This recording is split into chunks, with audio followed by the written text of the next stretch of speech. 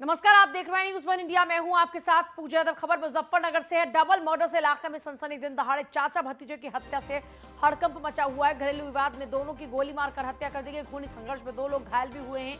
Police ने 2 हत्या आरोपियों को गिरफ्तार कर लिया। अब तक जानसठ कोतवाली के अहरोड़ा गाँव का ये पूरा मामला है, जहाँ पर दिन दहाड़े चाचा और भतीजे को गोली मार दी गई, हत्या कर दी गई। घरेलू विवाद में दोनों की ही गोली मारकर हत्या कर दी गई। चाचा और भतीजे की हत्या कर दी गई। खूनी संघर्ष में 2 लोग घायल भी हुए हैं। ये बड़ी खबर इस वक्त मुजफ्फरनगर से आपको बता रहे हैं, जहां पर चाचा और भतीजे को गोली मार दी गई। पुलिस ने 2 हत्या आरोपियों को अब तक गिरफ्तार भी कर लिया है।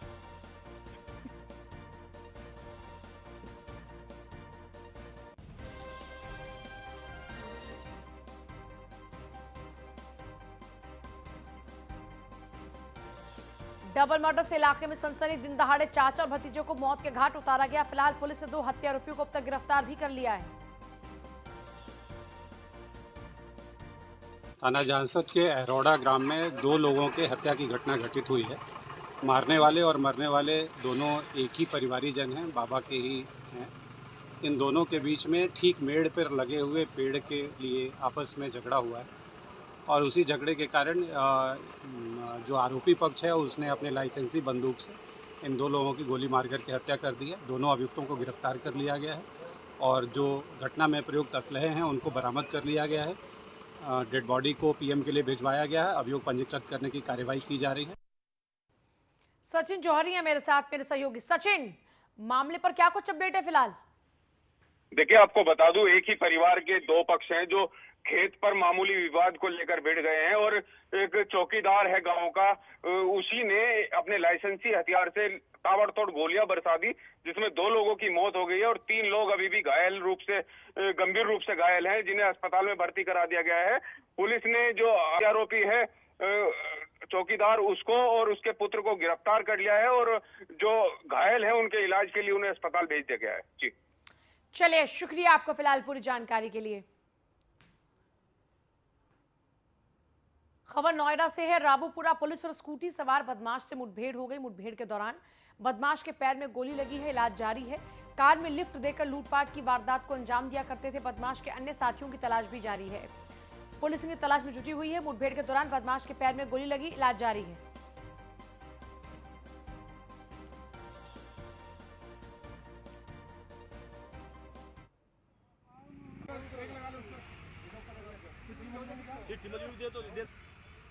कि आज एसओ बीटा 2 परी चौक से अपनी टीम को लेकर के पैदल मार्च कर रहे थे। इसी दौरान एक वाइट कलर की कार आती हुई दिखाई दी, जिस पर नंबर प्लेट नहीं था। उन्होंने उसको रोकने का प्रयास किया तो बहुत तेजी से पुलिस पार्टी। ललित पंडित है मेरे साथ, मेरे सहयोगी। ललित, पूरी जानकारी चाहेंगे आपसे। जी बिल्कुल। रावपुरा पुलिस को सुबह सूचना मिली थी कि एक बदमाश जो कि बीते दिनों में लिफ्ट देने के बहाने सवारियों के साथ में लूटपाट कर चुका है, वह रावपुरा थाना क्षेत्र के यमुना एक्सप्रेस वे से निकल करके जाने वाला है। तुरंत पुलिस टीम के द्वारा वहां पर चेकिंग अभियान चलाया गया। जैसे ही बदमाश वहां से निकल कर जाता है, पुलिस टीम के द्वारा उसको रोकने का प्रयास किया जाता है। बदमाश वहां से फरार हो जाता है, वो फरार होने के प्रयास करता है। उसी दौरान बदमाश के द्वारा पुलिस टीम पर फायरिंग भी की जाती है और जवाबी कार्रवाई जब पुलिस टीम फायरिंग करती है तो बदमाश को गोली लगती है। बाद में जब उससे पूछताछ की जाती है, पता लगता है उसके द्वारा बीते समय में लगभग 500 से 600 विभिन्न शहरों में प्रदेशों में इस तरह की घटनाएं, जो आपराधिक घटनाएं उसके द्वारा कारित की गई है। लगातार वह जो अभी रिसेंटली यहाँ रावपुरा थाना क्षेत्र में भी एक फौजी से 30,000 रुपए उसके द्वारा लूट लिए गए थे। तो इस जो घायल बदमाश है उसको पुलिस टीम के द्वारा तुरंत अस्पताल रेफर कर दिया गया है। साथ में अन्य जो उसके साथी हैं उनकी तलाश पुलिस टीम के द्वारा की जा रही है। चलिए, शुक्रिया आपका फिलहाल पूरी जानकारी के लिए। और बंथरा में जहरीली शराब पीने से 6 की मौत हो गई। इसी मामले में 25,000 के इनामी बदमाश को सीबीसीआईडी और पुलिस ने गिरफ्तार किया है। जहरीली शराब कांड का मुख्य आरोपी है बदमाश सुनील सिंह, जिसके घर पर मिलावट कर ये नकली शराब तैयार की जाती थी। गिरफ्तार सुनील के खिलाफ बंथरा में 3 एफआईआर भी दर्ज है। सीबीसीआईडी इस पूरे मामले की जांच कर रही है। जहरीली शराब कांड में आरोपी के घर पर मिलावट कर ये नकली शराब तैयार की जाती थी। ये तमाम खुलासे हुए। सीबीसीआईडी इस पूरे मामले की जांच पड़ताल कर रही है और आरोपी सुनील, जिसके घर पर ये नकली शराब तैयार की जाती थी, उसके खिलाफ भी बंथरा थाने में ही 3 एफआईआर दर्ज हैं।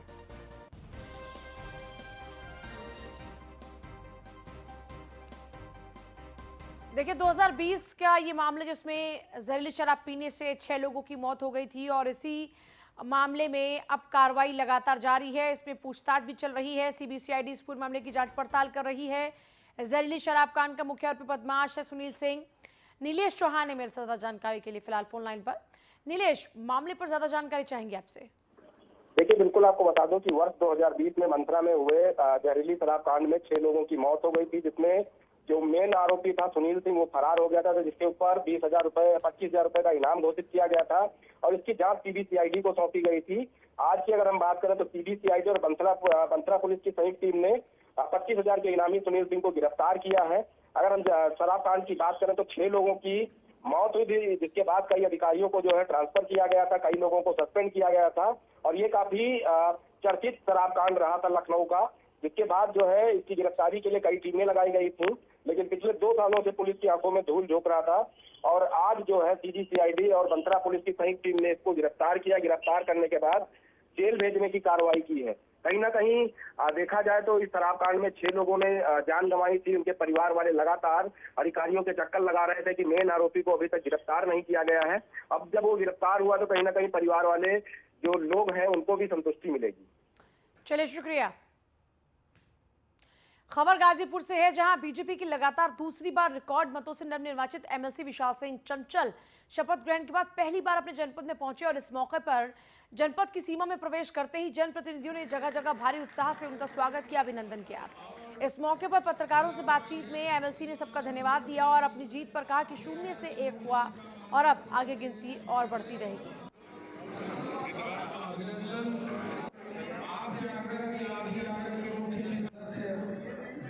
सभी हमारे ब्लॉक प्रमुख संघ की तरफ से ये कार्यक्रम था, सभी हमारे बड़े भाइयों ने एक स्वागत कार्यक्रम रखा था, उसी में आ जाना हुआ। दूसरी बार जो चुनौतियां और बढ़ जाती हैं, क्या चुनौतियां देख रहे हैं?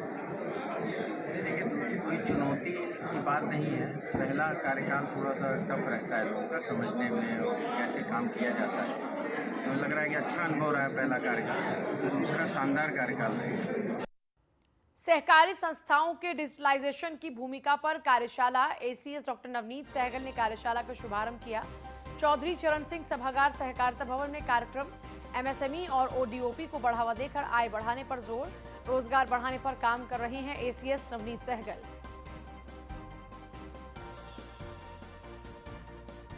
चौधरी चरण सिंह सभागार सहकारिता भवन में यह कार्यक्रम आयोजित किया गया है। एमएसएमई और ओडीओपी को बढ़ावा देकर आय बढ़ाने पर फिलहाल जोर दिया जा रहा है। आय के स्रोत बढ़ें, लोगों के लिए रोजगार के अवसर पैदा हों, लोगों की आय में वृद्धि हो, इन्हीं तमाम पहलुओं पर लगातार सरकार काम भी कर रही है। ऐसे में सहकारी संस्थाओं के डिजिटलाइजेशन की भूमिका पर कार्यशाला आयोजित की गई लखनऊ में और एसीएस डॉक्टर नवनीत सहगल ने इस कार्यशाला का शुभारंभ किया। चौधरी चरण सिंह सभागार सहकारिता भवन में दरअसल एक कार्यक्रम आयोजित हुआ है।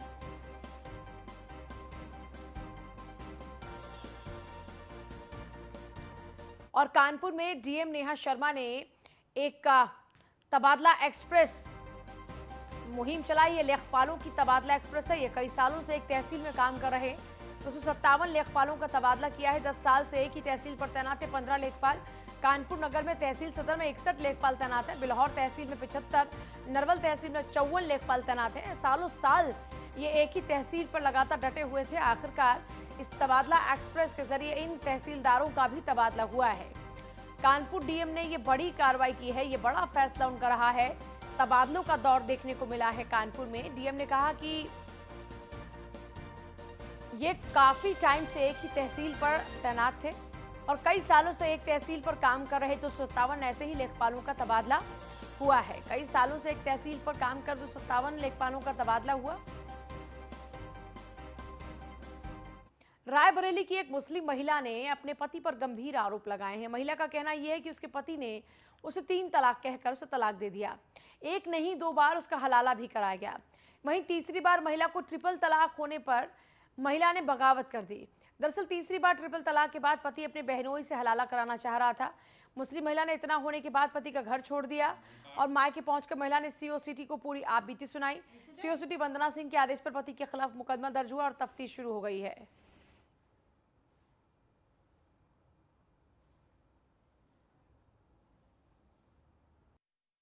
हमारा मामला ये है कि मोहम्मद आरिफ के साथ 2015 में शादी हुई। उसके बाद उन्होंने तलाक दे दिया 3 बार। फिर मोहम्मद जाहिद के साथ अपने भाई के साथ निकाह पढ़ा, हलाला कराया। फिर उन्होंने 3 बार फिर तलाक दिया। फिर उसके बाद 3 महीना 13 दिन के बाद फिर मोहम्मद आरिफ के साथ फिर निकाह हुआ।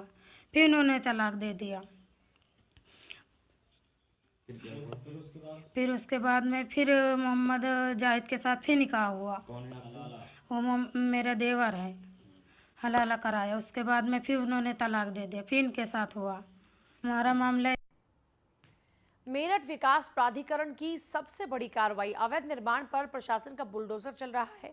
4 जोन के 16 सब जोन में कार्रवाई हो रही है। पशु तस्कर अकबर बंजारा के ठिकानों पर कार्रवाई, एक साथ 16 जगहों पर बुलडोजर चला। अरबों रुपए की संपत्ति ध्वस्त की जा रही है। 4 जोन के 16 सब जोन में यह कार्रवाई हो रही है। मेरठ में भी लगातार बुलडोजर चल रहा है। पशु तस्कर अकबर बंजारा के ठिकानों पर लगातार कार्रवाई चल रही है और अरबों की संपत्ति को ध्वस्त किया जा रहा है।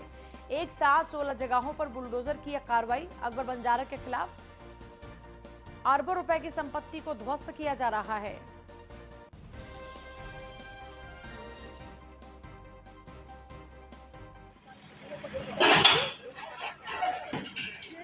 आप देख सकते हैं किस तरीके से यहां अवैध निर्माण पर प्रशासन का बुलडोजर चल रहा है। 4 जोन के 16 सब जोन में यह कार्रवाई चल रही है। सरकार बनने के बाद से लगातार ये पीला पंजा ऐसी ही अवैध संपत्तियों पर धड़ाधड़ चल रहा है। पशु तस्कर अकबर बंजारा के ठिकानों पर इससे पहले भी कई दफा कार्रवाई हो चुकी है और अब भी चुन चुनकर उसकी संपत्तियों पर बुलडोजर चल रहा है। अतुल शर्मा मेरे साथ, मेरे सहयोगी जुड़ रहे हैं। अतुल, लगातार हम देख रहे हैं कि बुलडोजर चल रहा है और अकबर बंजारा की संपत्तियों को ध्वस्त करने के लिए भी इसी बुलडोजर का सहारा लिया जा रहा है। जी पूजा, ये वही अकबर बंजारे की जमीन है जो आसाम पुलिस की मुठभेड़ में मौत के घाट उतर गया है। साफ तौर पर देखा जाए तो ये वही 13 दुकानें हैं जो अकबर बंजारे ने अपने जो गौ तस्करी के दम पर ये बनाई थी। यहाँ पर पूरे मार्केट बना करके तैयार कर रखी थी। अगर देखा जाए तो यहाँ अब भी बाबा का बुलडोजर गरजता हुआ नजर आ रहा है। साफ तौर पर देखा जाए तो लगातार मेरठ के अंदर 16 जगहों पर बुलडोजर चल रहा है। और सबसे बड़ी बात यह, मेरठ विकास प्राधिकरण की तरफ से ये बड़ी कार्रवाई देखने को मिल रही है आज, कि जिस तरह से यहाँ पर जो आज 16 जगहों पर कार्रवाई हो रही है, अवैध निर्माण हो, अवैध कॉलोनी हो, अवैध दुकानें हो, सब पर जिस तरह से यहाँ पर बाबा का बुलडोजर गरजता हुआ नजर आ रहा है। मेरठ विकास प्राधिकरण की ये एक बड़ी सफलता है कि जिस तरह से यहाँ पर कार्रवाई होती हुई नजर आ रही है। कुछ अधिकारी हमारे साथ मौजूद है। क्या नाम है सर आपका? मेरा योगेश चंद्रा। योगेश जी, किस तरह से कार्रवाई चल रही है और कितनी जगहों पर कार्रवाई चल रही है? ये आज बहुत बड़ा अभियान है मेरठ विकास में। 16 जगह कार्रवाई चल रही है और उसमें एक जगह ये भी है, ये अकबर की दुकान है। 13 दुकानें हैं, इनको जमींदोज किया जा रहा है। बिना नक्शे की दुकानें हैं, नक्शा पास नहीं करा रहा। योगी जी, अगर कोई आम आदमी घर बनाता है तो उसका नक्शा नहीं पास हो पाता है तो उसको लगातार दर दर भटकना पड़ता है एमडीए के। लेकिन यहाँ पर 13 दुकान बंद करके यहाँ पर मार्केट पूरी बन चुकी है। उसके बावजूद एमडीए अब जब अकबर बंजारा मौत के घाट उतर चुका है तब कार्रवाई करने के लिए। नहीं, ऐसा नहीं है। प्रोसीडिंग में चलती है कार्रवाई। एक्चुअली सुनवाई का अवसर भी दिया जाता है। वो समय आए किस 3 के अभी के इसके डिमोलिशन ऑर्डर है, तो अभी डिमोलिशन ऑर्डर जब होता है उसके बाद ही 15 दिन का समय इनको दिया जाता है। उसके बाद तोड़ा जाता है। नियमानुसार कार्रवाई हो रही है। तो कितने क्षेत्र है ये, कितना क्षेत्र में दुकान बनी हुई है? ये 350 वर्ग मीटर के करीब। तो पूजा, अगर मेरठ की बात की जाए तो लगातार जो माफिया हैं, अपराधी हैं, उनके लिए मेरठ विकास प्राधिकरण कार्रवाई तो करता है, लेकिन उस समय करता है जब वो या तो जेल की सलाखों के पीछे हो या फिर वो मौत के घाट उतर चुके हो। लेकिन सबसे बड़ी बात यह है कि अगर मेरठ प्राधिकरण की आज की बात की जाए तो ये हर्ष का विषय है, लगातार कार्रवाई कर रहे हैं। लेकिन सबसे बड़ी बात यह, अगर आम जनता अगर कोई मकान बनाती है, कोई अगर व्यक्ति मकान बनाता है, उसको लगातार बिगर नक्शे के एक ईंट नहीं लगाए दिए, एक ईंट भी नहीं लगाने दिया जाता है। लेकिन लगातार अगर देखा जाए तो यहाँ पर कितनी बड़ी मार्केट बना करके, ये 13 दुकान बना करके अकबर बंजारे ने यहाँ पर बिगर नक्शे के, बिगर किसी एमडीए विकास प्राधिकरण की, बिगर किसी जानकारी के यहाँ पर इतनी बड़ी बिल्डिंग बना करके खड़ी कर दी है। तो कहीं ना कहीं ये लापरवाही है, अब अफसरों की जागती हुई नजर आ रही है और लगातार अगर देखा जाए तो यहाँ पर कार्रवाई हो रही है। पूरी जानकारी के लिए देखिए, अकबर बंजारा की संपत्तियों को चुन चुनकर वहां पर बुलडोजर चलाया जा रहा है और मेरे सहयोगी के पास हम फिर से वापस लौटेंगे और बाकी अपडेट्स के लिए। लेकिन फिलहाल आपको बता दें कि एक साथ 16 जगहों पर बुलडोजर की कार्रवाई चल रही है और अकबर बंजारा के ठिकानों को चुन चुनकर आप देख सकते हैं कैसे ध्वस्त किया जा रहा है। मेरे साथ मेरे सहयोगी अतुल लगातार बने हुए हैं। एक बार फिर से हम अतुल का रुख करेंगे। अतुल, हम चाहेंगे कि दर्शकों को आप दिखाएं किस तरीके से यहाँ पर ये दुकानें तैयार की गई, 1 दर्जन से ज्यादा दुकानों को यहाँ पर न सिर्फ बनाया गया बल्कि बगैर नक्शे के बनाया गया और 350 के करीबन यहाँ वर्ग मीटर में ये पूरा का पूरा दायरे में दुकानें हैं। हैरत की बात है। और एक और सवाल, अभी ये जो कह रहे थे अधिकारी कि हमने इनको 15 दिन का नोटिस दिया था, अब अकबर बंजारा के किस फैमिली मेंबर के साथ में इनकी बातचीत चल रही है, डील चल रही है, मतलब किसको नोटिस दिया जा रहा है, किसको पूरी जानकारियां साझा की जा रही है फिलहाल? जी पूजा, ये बिल्कुल सही है। ये 13 दर्जन भर से ज्यादा दुकानें हैं जिन्हों पर आज बाबा का बुलडोजर गरज रहा है और लगातार देखा जाए तो ये वही अकबर बंजारा है जो 7 साल पहले एक ट्रक ड्राइवर हुआ करता था। गौ तस्करी करते करते वो इतना बड़ा माफिया बन गया कि जिसको लेकर के अगर देखा जाए तो करोड़ों की संपत्ति उसके खाते में है और लगातार मेरठ पुलिस की उस पर कार्रवाई चल रही है। वही मेरठ विकास प्राधिकरण की बात की जाए तो मेरठ विकास प्राधिकरण के जो अधिकारी है उनका यही कहना है कि लगातार नोटिस देने के बाद में उन पर कार्रवाई हो रही है। सर, किस तरह से अकबर बंजारा इस समय यहाँ पर नहीं है, मौत हो चुकी है, उसके किस परिवार वाले के लिए आपके द्वारा नोटिस दिए जा रहे हैं? उसको नोटिस शुरू से ही दिए गए हैं और उस समय जब था जिंदा उसी समय की नोटिस दिए गए हैं। और अभी और कितनी लंबी फहरिस्त है अकबर बंजारा के ठिकानों की? ऐसा नहीं है कि उसके अभी कितनी और ऐसी संपत्ति है अकबर बंजारा की जो बिगर नक्शे के और बिगर विकास प्राधिकरण के ही बनी? जैसे जैसे नॉलेज में आएगी सब पर कार्रवाई। देखिए, फिलहाल पूजा इन्हीं के पास अभी कोई ऐसी जानकारी सटीक नहीं है। इनका यही कहना है, जो मेरठ विकास प्राधिकरण के अधिकारी हैं, कि जो भी संपत्ति जांच में आती रहेगी उस पर इसी तरह से कार्रवाई होती रहेगी। लेकिन सबसे बड़ा सवालात मेरठ विकास प्राधिकरण पे ये खड़ा होता है कि जिस समय यहाँ पर अकबर बंजारे ने ये दुकान बनाई थी, या फिर अगर फलावदा की बात की जाए वहां पर भी जो अकबर बंजारा का घर है वहां भी बुलडोजर आज चल रहा है, उस समय कहां पर मेरठ विकास प्राधिकरण और नगर पंचायत के जो अधिकारी है क्या कर रहे थे, क्या सो रहे थे? लगातार अगर देखा जाए तो यहाँ पर ये कॉलोनी कट जाती है, दुकान बन जाती है, लेकिन उसके बावजूद भी कानो कान मेरठ विकास प्राधिकरण के अधिकारियों को खबर नहीं रहती है। क्या बंदर बांटा होकर के ये कॉलोनी बनाई जाती है? लगातार अगर देखा जाए तो ये सवाल खड़े हो रहे हैं। मेरठ के कई जगहों पर बुलडोजर चला है। कल मेरठ के परसों बदन सिंह बद्दो के एक सहयोगी है अजय सहगल, उनकी भी प्रॉपर्टी पर चला था। अच्छा, बदन सिंह बद्दो हो या फिर अकबर बंजारा हो, ऐसे लोगों की संपत्तियों को चुन चुनकर वहां पर ये पीला पंजा लगातार चल रहा है। आपके पास क्या कुछ जानकारी? देखिए, ये बात तो बड़ी वाजिब है कि मेरठ विकास प्राधिकरण तब क्या कर रहा था जब ये दुकानें बनकर तैयार हो रही थी, तब आखिरकार क्यों सब मूक दर्शक बनकर बैठे हुए थे, क्यों खामोश थे तब, और आज उसकी मौत के बाद लगातार यहाँ पर कार्रवाई चल रही है। हालांकि जो भी अपराधी हैं उनके खिलाफ सरकार की नीति साफ है कि या तो वो सलाखों के पीछे और उनकी संपत्ति ध्वस्त, या फिर उनका राम नाम सत्य। ये खुद मुख्यमंत्री योगी आदित्यनाथ के शब्द थे, उन्होंने जब स्पष्ट शब्दों में ये बातें कही थी। अभी अकबर बंजारा की और कहां कहां कौन कौन से ठिकाने, आपकी अपनी जानकारी क्या कहती है अतुल, अब और कहां कहां ये बुलडोजर चलने वाला है?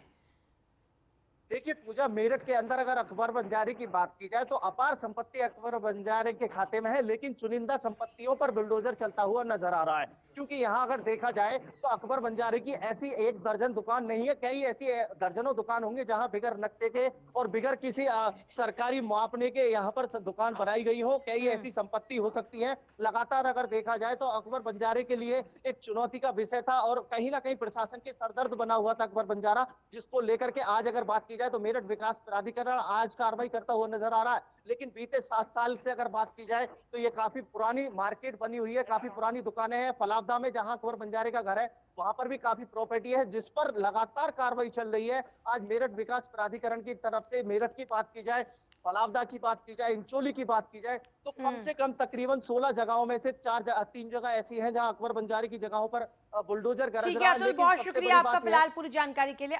अकबर बंजारा की संपत्तियों को चुन चुनकर उन्हें मार्क किया जा रहा है और वहां पर बाकायदा कार्रवाई चल रही है। इस बीच देखिए, आप लगातार देख रहे हैं पेट्रोल और डीजल के दामों में इजाफा हो रहा है और वहीं घोटालों में भी लगातार इजाफा हो रहा है।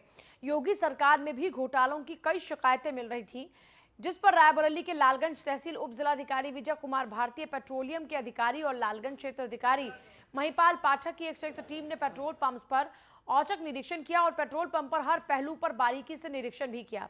वहीं हमारे संवाददाता असद खान ने खास बातचीत की उप जिलाधिकारी विजय कुमार से और क्षेत्र अधिकारी महिपाल पाठक से। देखिए उनकी पूरी बातचीत।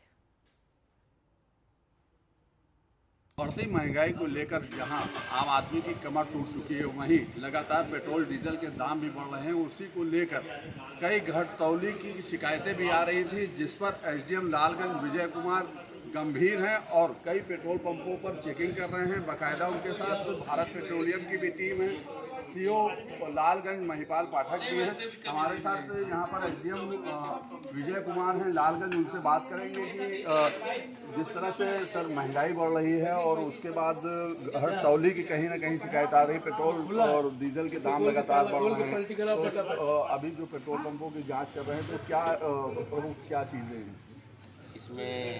जो है शासन द्वारा उच्च अधिकारियों द्वारा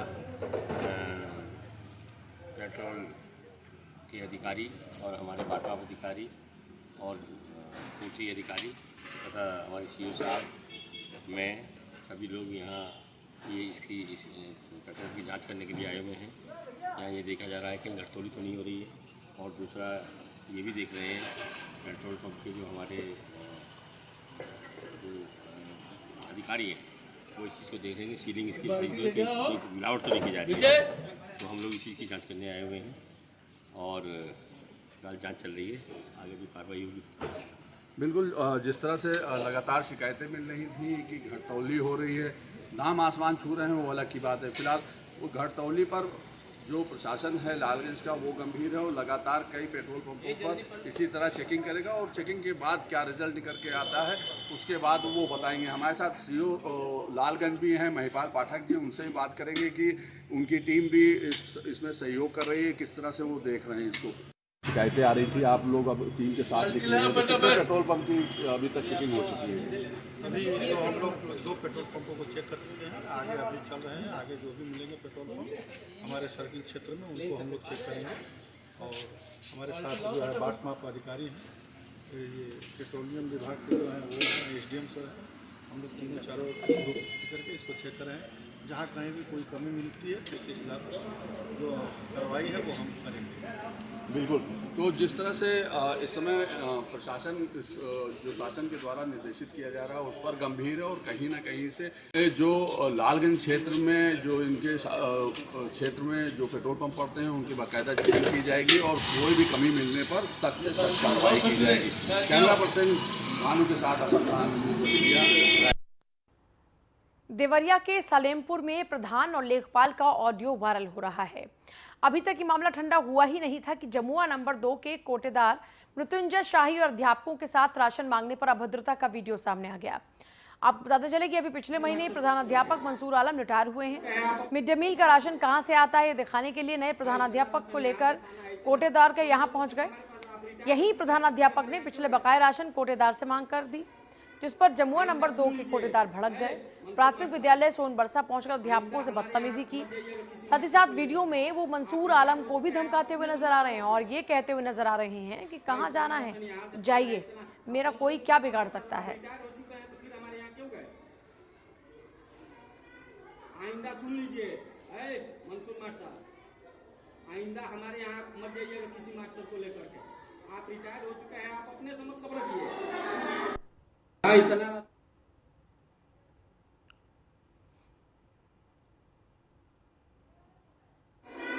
आइंदा सुन लीजिए, मंसूर मास्टर, आइंदा हमारे यहाँ मत जाइएगा किसी मास्टर को लेकर के। आप रिटायर हो चुके हैं, आप अपने समझ खबर रखिए। हम तो प्रधान लोग का है, प्रधान कहेगा तो देंगे, नहीं कहेगा नहीं देंगे। आपको जितना पावर लगाना है लगा लीजिए, वो आपसे ही ऐसा। आपको जहाँ जाना है तहाँ जाइए, हाँ जाइए, जाकर मेरा जो भी बाल बाका करना है कर लीजिए। आप ले जाकर बेचेंगे राशन, काहे नहीं प्रधान होता है? गांव के प्रधान के अंडर में आ रहा है स्कूल, प्रधान के अंडर में आ रहा है, प्रधान के अंडर में कोटा है, आप ले जाकर बेचेंगे? ढेर बचर बचर मत करो, जितना पावर हुई है मुड़िया में पता वो उखाड़ लीजिए। 5-5 लाख के इनामी पूर्व प्रमुख सभापति यादव और उसके भाई पूर्व जिला पंचायत सदस्य सुभाष यादव को कोलकाता से लेकर प्रतापगढ़ पहुंचेगी। बता दें कि बीते दिनों कोलकाता के सियालदह से एसआरपी ने 2 साल के फरार चल रहे यादव बंधु को कोलकाता से गिरफ्तार किया था। प्रतापगढ़ पुलिस को लंबे समय से दर्जनों मुकदमों में वांछित चल रहे गैंगस्टर बंधुओं की लगातार तलाश थी।